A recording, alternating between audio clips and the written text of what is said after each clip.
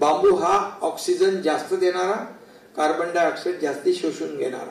बांबूचे एवढे bye product आहेत की आपण विचारही करू शकत नाही.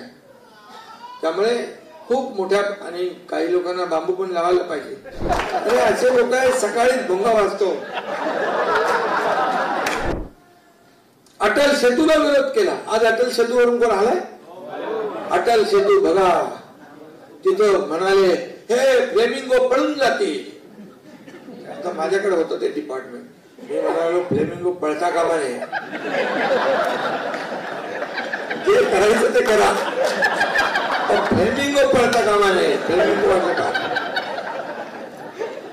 तुम्हाला मी सांगतो, आम्ही जे तिथे टेक्नॉलॉजी वापरली, रिव्हर्स काय ती एक ड्रिल आहे, रिव्हर्स सिस्टीमनी ड्रिल चालते, ती ड्रिल वापरली आपण.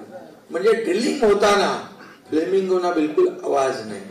350 कोटी रुपये आम्ही ज्यादा खर्च केले आणि फ्लेमिंगो एकही कमी नाही झाला, दुपटीने वाढले. हा माझा रिपोर्ट नाही, हा पर्यावरणवादी जे एन्व्हायरमेंटलिस्ट आहेत ना त्यांचा रिपोर्ट आहे. महेशजी त्यांनी रिपोर्ट दिला. आणि आता जाताना बघा फ्लेमिंगोचे थवे असे बसलेले आहे. आम्ही घेतले का काळजी?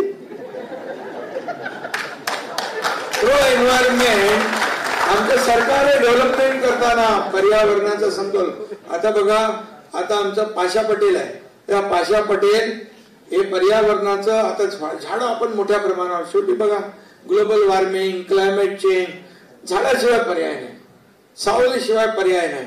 आज बघा तिकडे रामटेकला मी गेलो, 47 डिग्री, यवतमाळला गेलो 48 डिग्री, एवढं तापमान.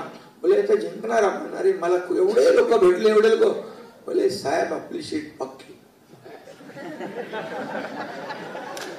नंतर हे घुसले आतमध्ये, बोले बिलकुल, आणि पडल्या तडातडा शिटा. पण अशा असं तापमान का होत आहे? दिल्ली तर 50च्या पुढे.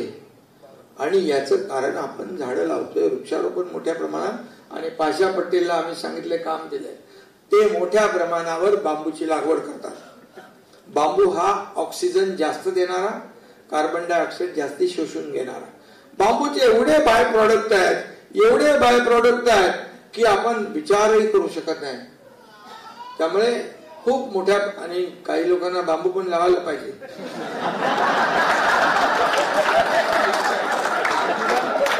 अरे असे लोक आहेत, सकाळी भोंगा वाजतो. बरोबर ना? त्यामुळे आता आम्ही थोडे